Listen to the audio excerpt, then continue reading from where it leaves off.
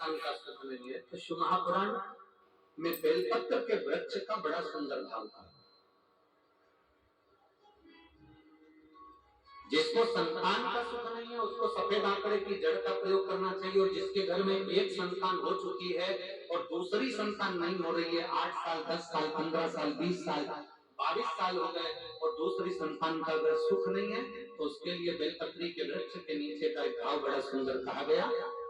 किसी भी सोमवार से आप ये प्रयोग करना प्रारंभ कर सकते। 11 रुद्र होते हैं, 11 रुद्र होते हैं।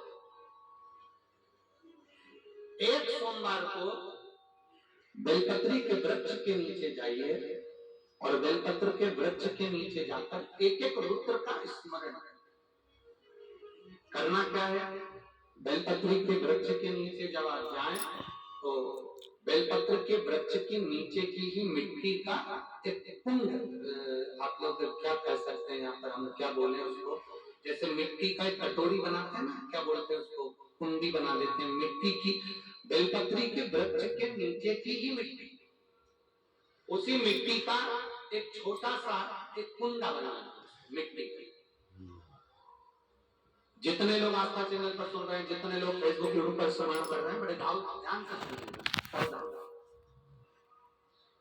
मिट्टी की कुंडी बनाई, उस कुंडी में जल समर्पित कर दिया और जल चढ़ाने के बाद में एक घी का दिया लगाकर वहीं पर थोड़ा सा मीठा, कुछ भी जो आपके पास में हो, घर में जो भी उस समय पर आपके साथ में हो, या तो दूध घर का मीठा हो, जैसे मावे का, खोए का हो या खीर हो, तो वहीं पर एक कटोरी में थोड़ा सा रख दीजिए और उस कुंडी में जो जल चढ़ाया गया है वहां पर उस बेलपत्री के वृक्ष के नीचे भगवान शंकर के 11 जो रुद्र हैं उसमें से एक एक रुद्र का आपको स्मरण करना। 11 रुद्र का नाम क्या है, तो पहले नंबर पर आता है कपाली, दूसरे नंबर पर आता है पिंड, तीसरे नंबर पर आता है भीम, चौथे नंबर पर आता है विरूपाक्ष, पांचवें नंबर पर आता है बिलोही, छठे नंबर पर आता है शास्त्र, सातवें नंबर पर आता है अजपात, आठवें नंबर पर आता है अहिष्णु,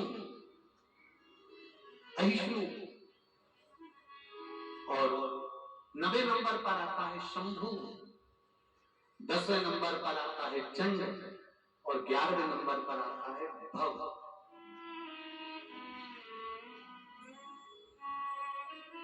अगर अभी आप लोग नहीं लिख पाए हैं तो बाद में मोबाइल पर से कथा को पीछे खींचना, फिर उसमें से धीरे धीरे इसको लिखना।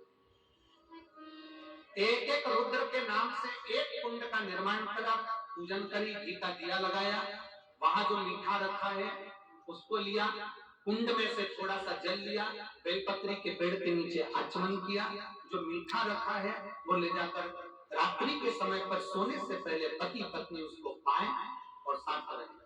एक सोमवार को ये प्रयोग करना है, फिर दूसरे सोमवार को दूसरे जो एकादश, जो 11 रुद्रों का जो वर्णन किया गया है, एक एक रुद्र का नाम लेकर एक बार कुंड का निर्माण करना है। दूसरे सोमवार को जैसे एक बार आपने अगर कपाली नाम से पूजन करी, दूसरे नंबर पर पिंडल नाम से पूजन करी, तीसरे नाम पर भीम नाम से, फिर आप विरूपाक्ष नाम से, ऐसे एक एक सोमवार करना है, 11 सोमवार। और 11 सोमवार जैसे तुम्हारे पूर्ण होंगे, भले 10 साल हो गए हो चाहे 15 साल हो गए हो, गर्भ जरूर घेरेगा और संतान की प्राप्ति होगी। किसी के यहाँ पर 11 रुद्र भी पूरे नहीं हो पाते हैं और गर्भ घेर जाते हैं। लगभग 4-5 रुद्र पूरे होते हैं और गर्भ घेर जाता है। तो आप जो 11 रुद्र हैं इनका स्मरण कर करके भगवान शंकर से प्रार्थना कर सकते, भगवान शिव से प्रार्थना।